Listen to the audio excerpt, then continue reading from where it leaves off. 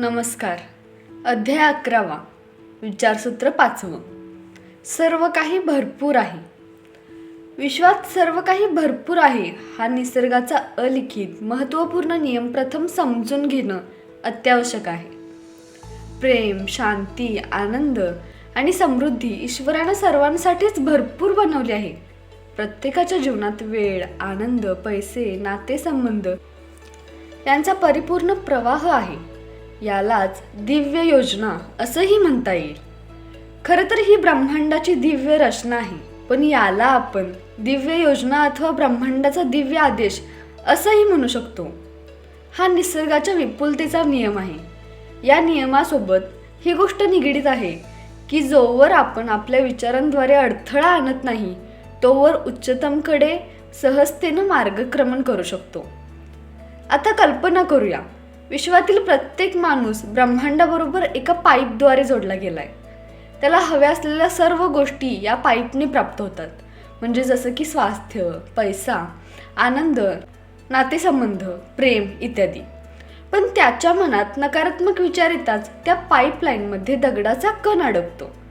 मग पुढे जाऊन तो दगडाचा छोटा तुकडा त्याच्या जीवनात येणाऱ्या प्रवाहात काही गोष्टींत अडथळा निर्माण करतो. नकारात्मक विचार जर जास्त असतील तर तो छोटा तुकडा मोठा होतो आणि प्रवाह पूर्णपणे बंद करून टाकतो. दिव्य योजना म्हणजे काही गोष्टी आपल्या जीवनात आणण्याचा एक नैसर्गिक उपाय आहे, पण त्यासाठी आपल्याला ग्रहणशील राहावं लागेल. बस, मग यश आपलंच आहे. आपण जर यात काही नकारात्मक ब्लॉक टाकले नाहीत, अडथळे निर्माण केले नाहीत, तर सर्वोच्चाकडे झेपवण्याची संधी आपल्याला मिळणार यात तीळ मात्र शंका नाही.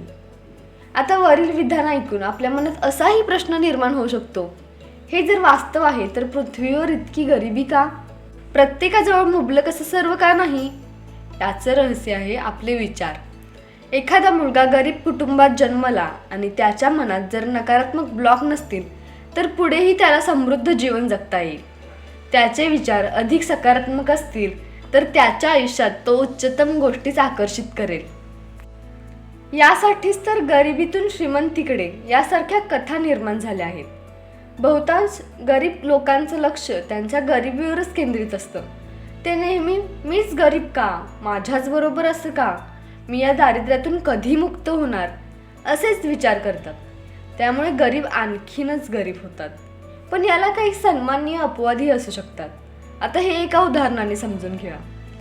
एका गरीब कुटुंबात 5 भाऊ राहत होते. त्यांचे वडील दिवसभर पेट्रोल पंपावर पेट्रोल भरण्याचं काम करत असत. त्यांचं जीवन अतिशय कष्टप्रद होतं, त्यामुळे ते सतत दुःखी असायचे. ते विचार करत, मी इतका गरीब का आहे? माझ्याकडे खाणं पिणं कपडालत्ता मुबलक प्रमाणात का नाही? आर्थिक संपन्नता का नाही? माझ्याकडे कार कधी येणार? मी या दारिद्र्यातून मुक्त कधी होणार? अशा प्रकारे दुःखी अवस्थेतच एक दिवस त्यांचा मृत्यू झाला. वडिलांच्या मृत्यूनंतर सर्व भावांना पेट्रोल पंपाच्या मालकाने कमी पगारावर नोकरीवर ठेवलं.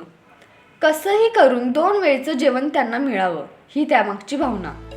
त्यांच्या वडिलांपेक्षा निश्चितच थोडे जास्त पैसे 5ही भाऊ मिळवत होते. त्यातील पहिला भाऊ नकारात्मक विचार करणारा होता.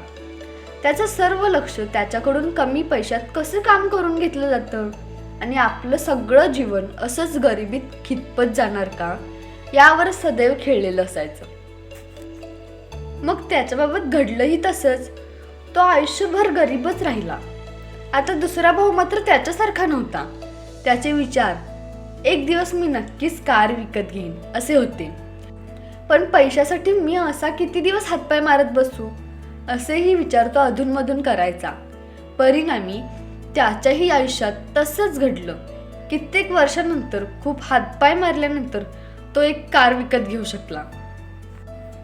तिसऱ्या भावाचं लक्ष मात्र केवळ कारवरच नव्हतं तर पेट्रोल पंपावर चालणाऱ्या कामकाजावर होतं. भविष्यात त्याला पेट्रोल पंपाचा मालक व्हायचं होतं आणि झालंही तसंच. काही वर्षानंतर त्याच्याजवळ केवळ कारच नव्हती तर आता तो पेट्रोल पंपाचा मालकही बनला होता. चौथा भाव अतिशय महत्त्वाकांक्षी होता. त्याचं सगळं लक्ष यशस्वी होण्यावरच एकवटलं होतं. तो विचार करायचा, जिथून हे पेट्रोल येतं त्या स्रोतापर्यंत कसं पोहोचायचं? मला तर त्याचं मालक बनायचं आहे. अशा त्याच्या तीव्र इच्छेने काही दिवसातच तो कंपनीचा मालक बनला. पाचवा भाव मात्र सर्वात समजूतदार आणि ज्ञानप्रेमी होता. त्याचं लक्ष कार, पेट्रोल पंप वा कंपनीचा मालक बनण्यावर नव्हतं. तो सदोदित विचार करायचा, जीवनाचं रहस्य काय आहे.